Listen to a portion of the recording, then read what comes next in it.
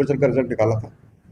Result निकालने के साथ ही मुझे खुद को ऐसा महसूस हो गया था कि जो हमने जो प्रोसेस अपनाया है, क्योंकि वो प्रोसेस एक पुराना प्रोसेस था, उसी से हमेशा हमें नॉर्मलाइजेशन किया गया है। हमने भी वही किया है, आरपीसी ने भी वो किया है, पहले भी इसको अपना चुके हैं और उसी के आधार पर ये नॉर्मलाइजेशन किया गया था। और इसमें लगभग 13 मार्क्स और 9 मार्क्स घटे और बढ़े हैं, जिससे कुछ अभ्यर्थियों को 24 मार्क्स का ऐसे फ़र्क पड़ रहा है। लेकिन जब मैंने पता किया तो मुझे पता लगा कि आरएएस की परीक्षा में तो 50 से 200 तक के मार्क्स आगे पीछे बढ़ चुके हैं लोगों के। हमारे खुद जो यहाँ पर सचिव साहब हैं, उनके ही लगभग 150-200 मार्क्स आगे कम कम कम हुए हैं।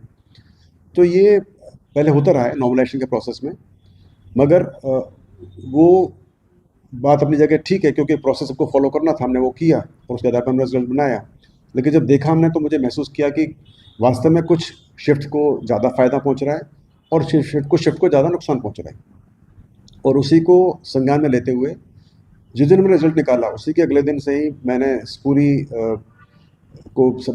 इशू को मैंने स्टडी करना शुरू कर दिया था और जो उसकी एक्सपर्ट एजेंसीज उनसे मैंने कांटेक्ट कर लिया था। और पिछले जब से ये कार्रवाई हुई थी उसके बाद से ही मैं इन एजेंसी से टच में हूँ। मैं एसएससी के टच में भी हूँ। उन्होंने भी 4 जून को एक नया फार्मूला जो कि इक्वी परसेंटाइल सिस्टम बोलते हैं, उन्होंने वो लागू किया है और हम उनसे भी टच में हैं और इस पूरी कार्रवाई पर मनन चल रहा है। और हमारा भी यही प्रयास है कि हमको वो प्रक्रिया अपनानी चाहिए जो कि ज़्यादा बेहतर हो, जिससे हर शिफ्ट से लगभग बराबर बच्चे सिलेक्ट हों, क्योंकि जो एलोकेशन ऑफ शिफ्ट है वो भी एट रैंडम हो रहा है। हालांकि उसके अंदर हम इंश्योर करते हैं कि हर कैटेगरी के बच्चे बराबर हर शिफ्ट में जाएं। इसलिए हम हर शिफ्ट से यदि इक्वी परसेंटाइल का भी प्रोसेस यूज़ करते हैं तो शायद वो भी काफ़ी बेहतर सिस्टम होगा। इस पर बाद में मनन चल रहा है। हमारी जब ये मनन पूरा हो जाएगा, हमारी स्टडी पूरी हो जाएगी, तो फिर हम इस पर जो निर्णय लेंगे, बोर्ड निर्णय लेगा, हमको उसके बारे में बता दिया जाएगा।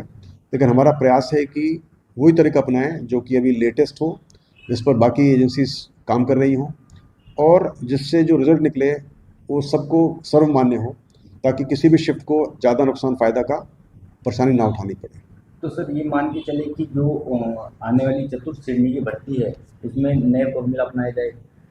हाँ, हमारा ये प्रयास है कि अब जो आगे की जो भी भर्तियां हैं, जैसे अभी जेल प्रहरी परीक्षा हो चुकी है, उसमें नॉर्मलाइजेशन की आवश्यकता पड़ेगी, 2 पारियां हुई थी।